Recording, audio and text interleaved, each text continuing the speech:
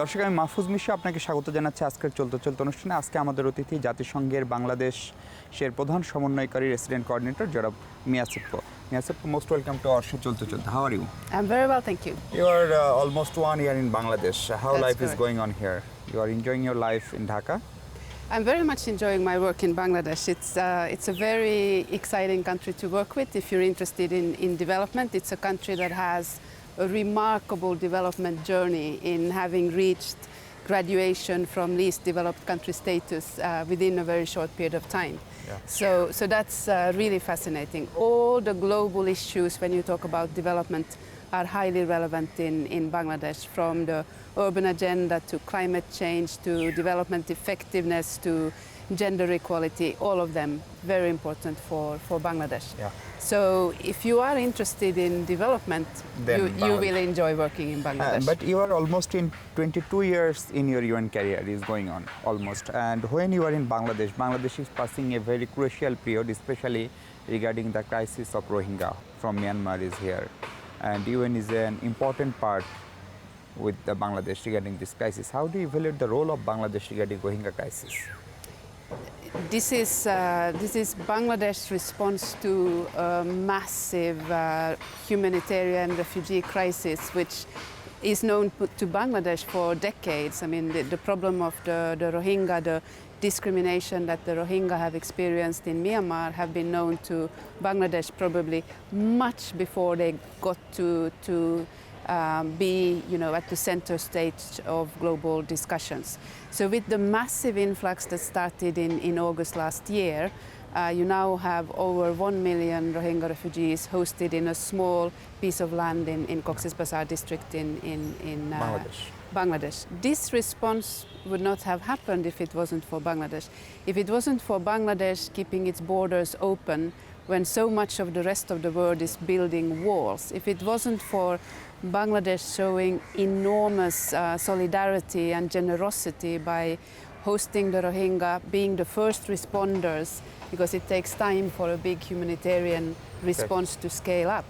If it wasn't for the continued leadership and engagement of the government of Bangladesh and the people of Bangladesh, we wouldn't have been able to achieve what we have achieved in terms of the response. The engagement of Bangladesh obviously also goes beyond just the humanitarian response down in Cox's Bazar. It's also about using UN and other multilateral and regional mechanisms to look for solutions. But at the same time, this is the first time after the August tragedy, Myanmar and Bangladesh several times they stayed together. Bilaterally they have tried to do something. There are some arrangement has signed, but nothing has worked still. Repatriation was supposed to start 6 or 7 months ago. In that case, what can UN do? So the agreement which is in place is a bilateral agreement between the two governments. There's elements of that agreement which we are incredibly grateful that are included, and that includes in particular the strong commitment for the return to be voluntary. The world needs to keep pressure on Myanmar for Myanmar to create conditions in northern Rakhine State and central Rakhine State that allows for the Rohingya to return home and allows for the Rohingya to return voluntarily in safety and dignity and with rights. So this obviously is something that doesn't happen overnight. The work is going on. In the view of some, it's going on slowly, but there's steps being taken in terms of the UN getting better access in Rakhine, in terms of critical assessments being done, in terms of support from some other countries to create conditions conducive of return. Yeah, several times you have visited Cox's Bazar and sometimes you have talked with the Rohingya peoples. Do you think they are very much, most of them are willing to return their own home? Because many men said, many men have witness of rape, many men have witnessed the killing of their parents and others. So how they will be assured about their future safety in Rakhine states? There is no doubt that the Rohingya have gone through tremendous trauma, tremendous violence. That's what drove them across the border to Bangladesh. Refugees want to return home. That's what normally. we see around the world. Refugees want to return home, but they don't want to return home if there's a fear that they will experience the same that led them to flee in the first place, which is why the return with rights is so important. The Rohingya refugees are looking at what is happening in Rakhine as an indication as to whether the conditions have changed and whether they can return safely. So they're looking at what is happening in the IDP camps in Sitwe. They're looking at whether there's more freedom of movement. They're looking at whether there's less discrimination. And this obviously needs to be, they need to have full knowledge of what is happening back home to be able to make an informed choice about whether they choose and when they choose to return home. And obviously it will take time, and nobody can say when it will start. Miastepo, we have a lot of questions to you, but before then we have to take a break.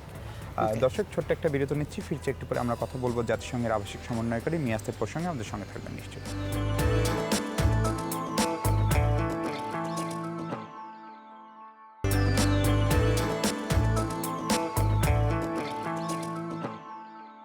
দর্শক বিরতির পর স্বাগত আরেকবার। আমরা কথা বলছি জাতিসংঘের আবাসিক সমন্বয়কারী মিয়াস্তেপোর সঙ্গে। মিয়াস্তেপো, we are talking about Rohingya crisis and the very simple question of Bangladeshi people, when Rohingya repatriation will start? Is there any answer to you? I don't have a precise answer to that. I can't guess the timeline, but I can certainly re-emphasize the principle. The principles in the agreement signed between the two governments is about voluntariness. That's an absolutely critical principle when it comes to refugee return.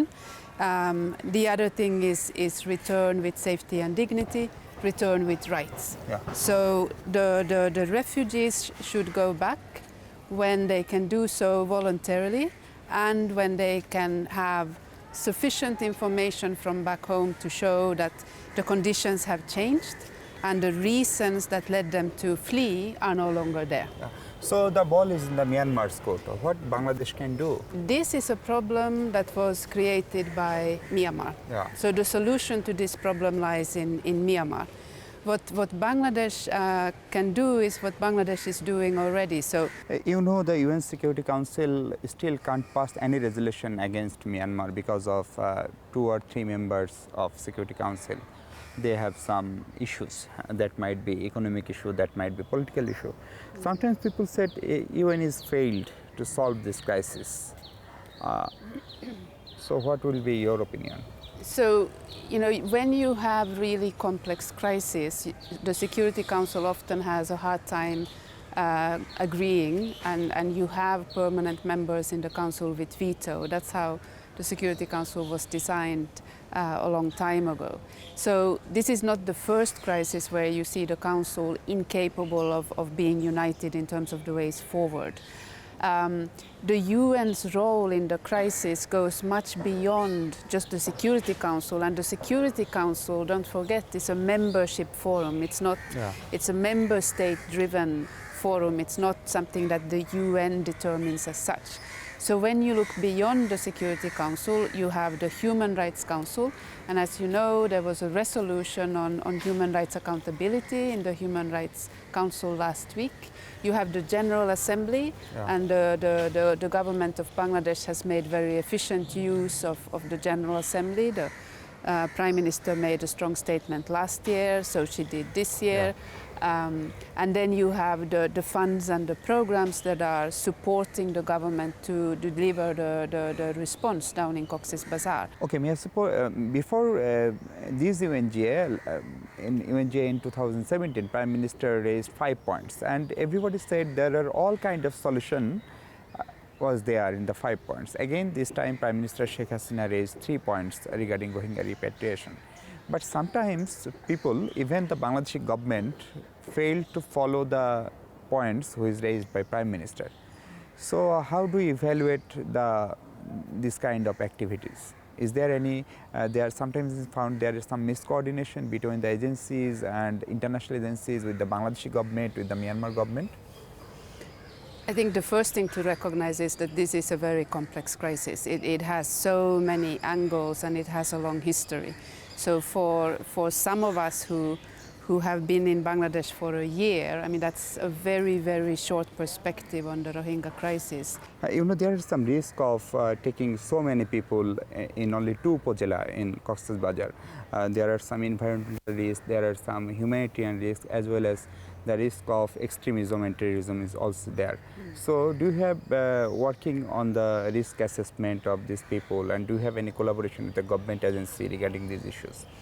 We have started to do quite a bit of impact assessments. That obviously is both in terms of the needs in the camps, it's also the needs of the host communities. These pieces of analytical work needs to inform the response and you know, how the response needs to change. We got a lot of guidance and advice from the government to the ongoing joint response plan on the Rohingya refugee crisis. We are looking to work very closely with the government on shaping the plans moving forward as well.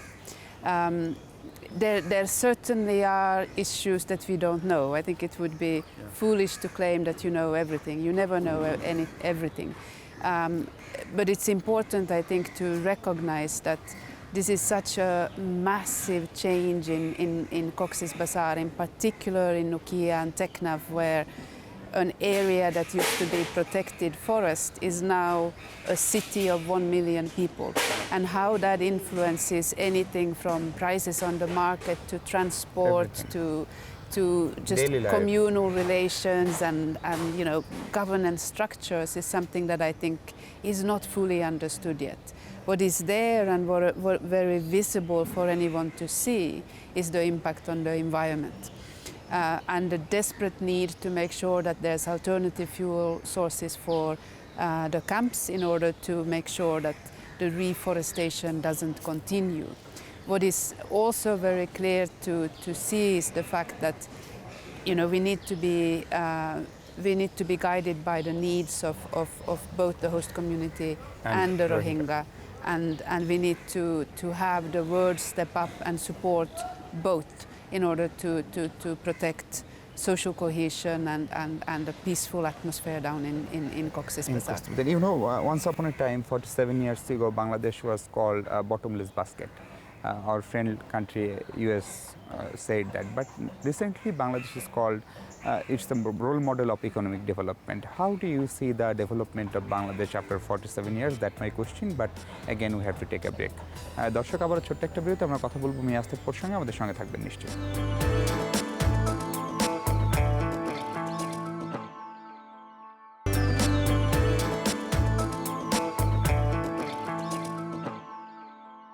দর্শক, বিরতির পর স্বাগত আরেকবার। আমরা কথা বলছি জাতিসংঘের আবাসিক সমন্বয়কারী মিয়াস্তেকপুর সঙ্গে। মিয়াস্তেকপুর, I was talking about the Bangladesh economic development in the eye of UN. Sometimes it was told it's a bottomless basket by our friends, but now they are very much happy and satisfied with the economic development of Bangladesh. How do you see it? I think it's a phenomenal development journey, and it's something that the rest of the world can really look at. I have spent most of my professional life working in least developed countries, and it's really interesting to work in a very big least developed country in terms of a population the size of 160 million, which is going to graduate most likely from the least developed country status in 2021. So in other words, has been able to travel that journey from that starting point of 1971-72, which was a very difficult starting point, and against all those odds gotten to where it is today. So what you see is you know, you see a prudent management of the economy and growth rates that has been able to get Bangladesh where it is today, inflation which is under control, social policies that have supported the development agenda. And of course you also see a very engaged population in terms of, And very active civil also. society and NGOs, and I mean everybody has a role to play in getting Bangladesh where it is today. Sometimes when we talked with the foreign ambassadors, even the foreign investors, they said still there are some challenges of energy and power, challenges of good governance, challenges of political stability. Do you think these are also challenges still alive for Bangladesh? Energy, certainly. I mean, I can't remember the numbers on top of my head, but with a growing economy, the energy generation and transmission is not enough. I think the project and the efforts that are underway to ensure that you have energy not just for a growing economy and for the rural areas, but also for the industrial sector is absolutely critical. In terms of good governance, I mean, Bangladesh is by its constitution and by its laws a democracy, and it's the track record of adherence to democratic principles has to be further strengthened. That's important. The government of Bangladesh is now one of the member states that will likely become a member of the Human Rights Council when these are approved in the General Assembly in mid-October. So, you know, I think energy you mentioned and governance absolutely key for the continued development. In terms of inequalities and in terms of young people and women and so on, I mean, let's not forget what the Sustainable Development Agenda is all about. The Sustainable Development Agenda is about leaving no one behind. If you commit to leaving no one behind, which the government of Bangladesh has done in very strong terms, that means that you have to understand who is being left behind. And first, obviously, you start with women, in terms of women in the workspace, women in the workforce, the safety of women, the violence against women. Then you need to start to really look at what's behind the statistics in terms of averages, who's hitting behind the average, who's lagging behind, which districts might be lagging behind, and then putting policies in place to ensure what is very much the government's stated policy of shared prosperity. So shared prosperity and leaving no one behind. These are goals of the government, and these are commitments in line with international human rights obligations and the Sustainable Development Goal agenda. How do you evaluate the political situation in Bangladesh? Because after all, politics will determine everything. And it's election year, and several times we have seen during election, sometimes even have taken some initiative to strengthen the election commission. Sometimes they have tried to engage the big political parties into dialogue. Right. I mean, elections is about political competition. Yeah. Election is about numbers, about political competition. Elections is always a stress test for society in terms of all institutions, from the election commission to the political parties to police to civil society, voters themselves, everybody.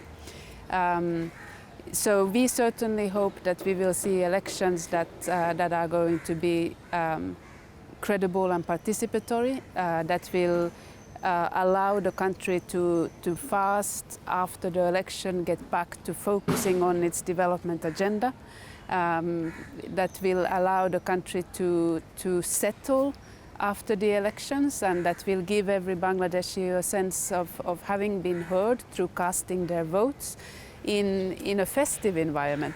I've heard a lot of Bangladeshis telling me that election day is usually a festive day. People get out early and they cast their vote, and I really hope that that's what we will see when election day comes, an environment which is festive, which is safe, which is peaceful, and which allows everybody to exercise their right to vote. Yeah. Sometimes we have taken even Secretary General and Assistant Secretary General in Bangladesh just to have a dialogue between the two political parties, and still that situation is not improved. The big two parties, ruling party Awami League and BNP leaders, they don't have any communication yet. Would you take any initiative to make a participatory election, to make any dialogue between the big leaders of two political parties? I think space for the UN to come in and facilitate dialogue. It's a space that needs to be, we need to be invited by all parties who would be expected to dialogue, so both the government as well as the opposition. At this point in time, there's no discussions about a dialogue process facilitated by the United Nations. I believe that there's other efforts in terms of the collective engagement in these elections that hopefully will serve to ensure that participatory, inclusive and peaceful elections. But as of now, unless something changes, there's no expectation of a UN-led dialogue process as such. I think it's also important to recognize that the nature of the UN's engagement in these elections is quite different from what you have seen in past years, in the sense that we have a very small technical engagement with the Election Commission, and the Election Commission obviously is the key institution in terms of administering elections. And this, this is also a sign that Bangladesh is able to manage its own elections in terms of the technical competencies that you have within the Commission. And then in terms of all the other elements, which is more about political context and political will, it's in the interest of Bangladesh to strengthen its democratic credentials. And I believe we've heard some statements from all the parties involved of wanting to maintain that commitment, including from the Honourable Prime Minister.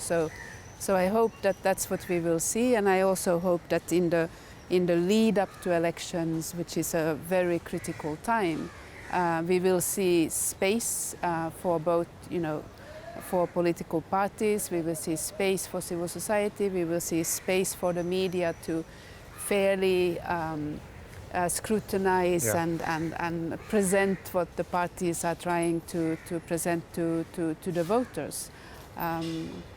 Let's hope for the best. Yeah, you were telling about the Bangladesh economic development, and now we are discussing about the politics. If politics is not okay, political situation is not okay, then the economic development must be hampered. So what's your suggestion? We have to have political instability due to our economic development. There's sufficient scientific research evidence that shows that violent contested elections that lead to a long period after elections where things don't settle scare investors away. So when you look at what Bangladesh is trying to do in terms of its development, the national interest is to make sure that you have credible elections and you can get back to work soon after elections to move the country forward. Thank you, Ms. for your valuable time. Thank you. Thank you for having me. দর্শক, এই ছিল মিয়াজপুর সঙ্গে আমাদের আলোচনা। আশা করছি পরবর্তী পর্বে দেখা হবে নতুন অতিথির সঙ্গে, নতুন বিষয় নিয়ে সে সময় নিশ্চয়ই কথা বলবো আমরা। সে পর্যন্ত ভালো থাকবেন সবাই, থাকবেন জমা টেলিভিশনের সঙ্গে।